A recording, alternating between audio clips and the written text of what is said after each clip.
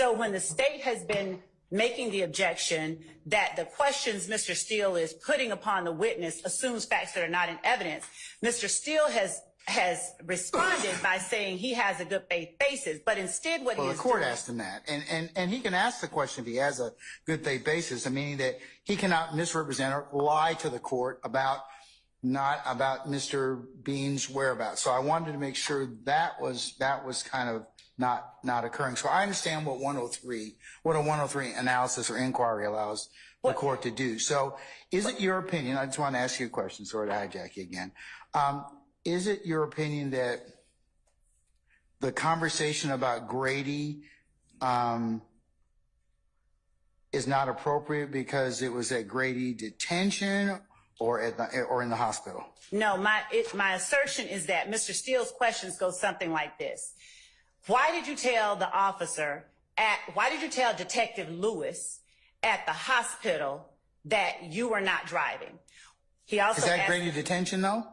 Yes. Okay. But wait a minute, Your Honor. This is just it. His question, why did you do that, assumes that the witness did that. And there is no evidence that the witness did that. Well, it needs to be rephrased. And, Your Honor, he also 28 times has asked, when you talk to your wife on an unrecorded line at Grady Hospital, there's no evidence that he did that. There's no evidence that will come in, and there's no evidence that Mr. Steele can bring to the court. And if he does, I would ask that he proffer it, because I listened to the information, to the recording that Mr. Steele gave us at 6 o'clock that day that he presented, that he cross-examined Mr. Bean. And he asked a plethora of questions that are nowhere in that recording. And he is doing it on the basis that he is confronting him with his prior statements. But the problem that I have is this. In that recording, Mr. Steele references prior conversations that he has had with Mr. Bean. So in an effort to discern what he's talking about or what information Mr. Steele may have fed Mr. Bean or what happened, I asked the witness, who is also on the recording, I called him up and said, I'm trying to find out how many times you all talked to Mr. Bean, what did you say, and whether there were any other recordings. The witness, Mr. Steele's investigator, told me, I'm not comfortable talking to you without Mr. Steele. I won't talk to you without Mr. Steele. As a matter of fact, no, you may not call him while we're on the phone. I don't want to hang up on you, but I will. And this goes to privilege. I said, I'm just trying to discern how many times you all talked to Adrian Bean so that I can have information that I'm entitled to. He would not give me any information. So I called Mr. Steele. Mr. Steele didn't answer. So I wrote Mr. Steele asking for how many times you talked to Adrian Bean. Give me the other recordings. Give me what you have. He did not respond. I called Mr. Steele. I said, Mr. Steele, how many times did you talk to Adrian Bean? He tells me, I'm not going to answer that. What you're doing is somehow unethical, and we'll take it up with the court in the morning. I said, okay. So, Your Honor, the problem that I have is, one, Mr. Steele is improperly suggesting to the jury, planting in the jury's mind, that this witness made certain statements to the police at the hospital when he did not. Mr. Steele doesn't have any evidence whatsoever, any statement. He doesn't have any recording. He doesn't have anything. He has not asked the witness. He has not done anything to present a statement at the hospital by this witness, and certainly not one to Detective Tracy Lewis. So Mr. Steele tells the court that his good faith basis for asking the questions that he is asking is that he is confronting the witness with the statements that he made during the recording that Mr. Steele provided the state on last Monday. When in fact, the information that he is asking, he is not saying, did you talk to Detective Lewis, or you talked to Detective Lewis, didn't you? Instead, he's saying, why, when you talked to Detective Lewis, did X, Y, and Z occur? And that in itself is exactly what this rule is designed to prevent, Your Honor. Because unlike asking the question, it's sort of like asking, did you mean to beat up your wife when you hit her in the head? When there's no evidence that the wife was hit in the head or that the person on the stand actually did it. So under 24-1 103, 24-6, 611, 24-6, 623. The state would ask that all of these impermissible questions be stricken and not allowed. So when he is asking these 28 times, why did you do this? Why did you do that? Unless and until he can show in his recording to the court where the witness told him those things that he is saying to the jury the witness said, then I would ask that the court prohibit him from referring to anything of the sort that did not occur. Okay. And I would ask that we can go back over it at a later time. For now, I would simply ask that the court prohibit Mr. Steele from presenting to the jury things that he knows aren't in evidence and will not come in evidence.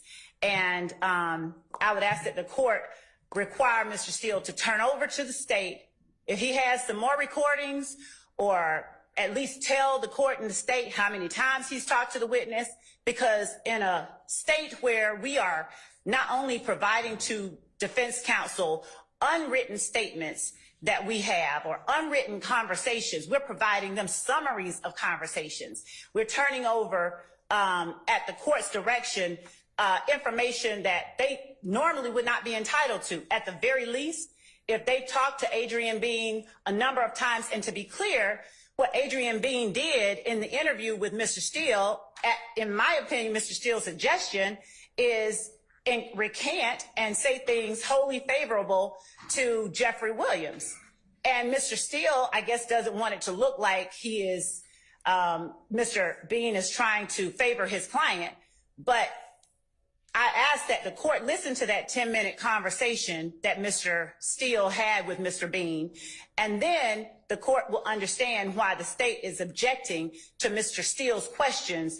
Why did you do this when you gave your statement to the police at the hospital? He knows that Mr. Bean said in his interview with Detective Quinn, when I talked to the first guy, I said X.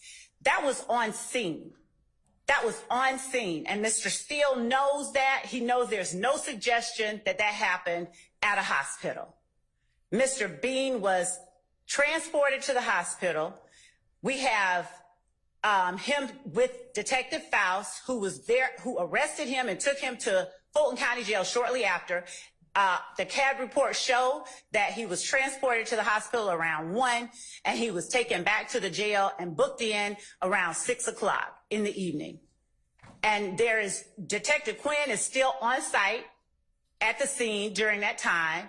Detective Lewis, during that time, has gone and spoken only to, I believe it was, to Walter Murphy, only to Walter Murphy. She documented it. She documented what Walter Murphy said.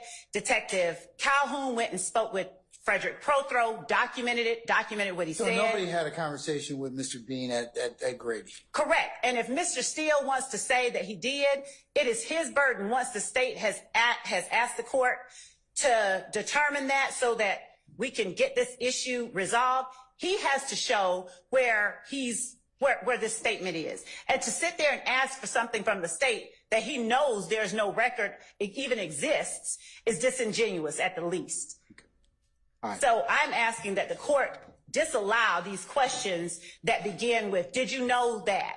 Why, when you talked to so-and-so at the hospital, did you do this? Why did you, when you talked to your wife on an unrecorded line at the hospital, there's no such evidence, nothing like that even exists. It's fabricated evidence. He is trying to fabricate evidence to confuse and mislead the jury so that when the jury hears his question, they already have in his mind, oh, there's an interview at the hospital. Where is it? Why haven't we presented it? Why didn't the state present it? I have no doubt at the end they come up with this. The state didn't show you the interview at the hospital when one doesn't exist.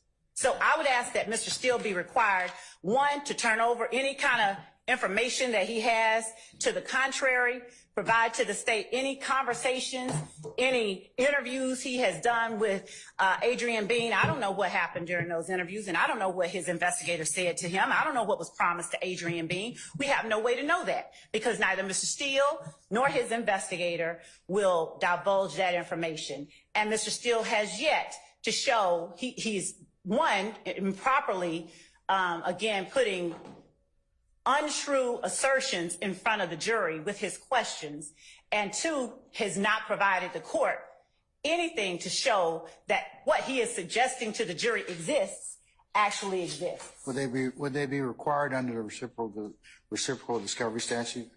Well, in order to impeach a witness with an inconsistent statement, the party that is using the statement has the obligation to afford the attorney, the other side, to the opportunity to question the witness on those statements. So, yes, we are supposed to have those statements, and we don't have them. And the questions that Mr. Steele is putting on this witness go way outside of the boundaries of this 10-minute conversation, this clip of a recording that he has. Okay, all right.